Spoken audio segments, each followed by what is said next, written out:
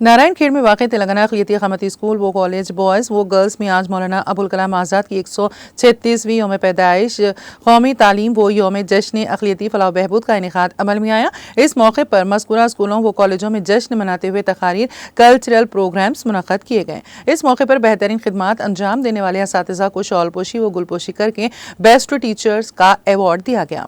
Boys school वो college में खिदमात अंजाम देने वाले वार्डन मोहम्मद इब्राहिम पटेल को बेस्ट वार्डन का एवॉर्ड दिया गया। इस मौके पर बॉयज़ प्रिंसिपल M.A. खादर, गर्ल्स प्रिंसिपल मंजुला, नारायण खेड़ मंडल कांग्रेस पार्टी सदर M.A. वहीद ताहिर मदीना, मुस्लिम एक्शन कमेटी के सदर मोहम्मद मोइनुद्दीन कुरैशी, नायब सदर सैयद यूनुस, कमेटी के जिम्मेदारान मोहम्मद गौस चिश्ती, सैयद माजिद, मोहम्मद वाजिद, मोहम्मद यूसुफ, हैदर अली नवाब, बल्दिया चेयरमैन आनंद स्वरूप शेटकार, नायब चेयरमैन दारम शंकर, काउंसलर M.A. मजीद के अलावा मज़कूरा स्कूलों व कॉलेजों के लेक्चरर्स, असातिज़ा, अमला और तलबा व तालिबात की कसीर तादाद मौजूद थी।